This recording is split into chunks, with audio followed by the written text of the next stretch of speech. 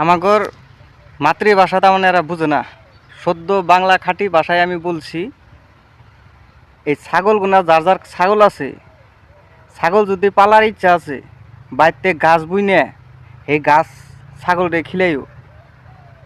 এই যে এত কষ্ট করে যে না বুনা নয়, এত কষ্ট করে সেই জায়গায় কোনে কিনে আনা লাগে, কিনে এনে এই জায়গায় ছাবা করে তারপরে সেই বস্তুগুলো বুনার লাগে। এনে যে তুঙ্গর ছাগল গুনায় যে বিনা কারণে যে না খাইয়া দেয়, ছাগলের তো দোষ নাই। আমার বছর তো দাও নেয়া করে, তাহলে ছাগলের তো দোষ নাই। দোষ হইল ওই গেরস্তর, যারা এনে পালে। কয় কয় কয়েকবার আমি যাই রে কইলামও তাগর বাড়িতে যাই রে, কিন্তু হেরা গুরুত্ব দেয় না।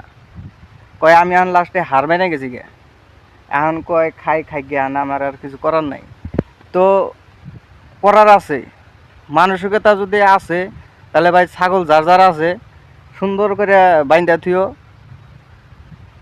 মানুষের ক্ষতি করে এই গাছ বোনা হয়, এনে এনে গাছ কাইটে খাবার নিগা না, এনে গাছ প্রকৃতি আঙ্গর এই জগতে উড়ে গেতেছে গা। এই গাছ বৃক্ষ এনে তার সব উড়ে গেতেছে গা, এনে নতুন করে বোনা হইতেছে। তোমরা তো শুধু হবা না, অন্য কেউ করবো সেটাও তার করবার দিবা না। তো বাংলা ভাষায় বলছি, কথাটা ভালো করে শুনে যাইও। মানুষ যদি হইয়া থাকো, এই ছাগল গরু এনে দিকে বাইন্দা থুয়ে দিও। মানুষের ক্ষতি করে তোমার ওই ছাগলে গনে আয় উন্নত হবো না। ওটা ওই ছাগল বেচা তুমি কিবা করে খাবা, ওই ছাগল বেচা তোমার বেশি বলবো অটোমেটিক, তুমি জানবাই না। তো ছাগল ইম্পর্টেন্ট না,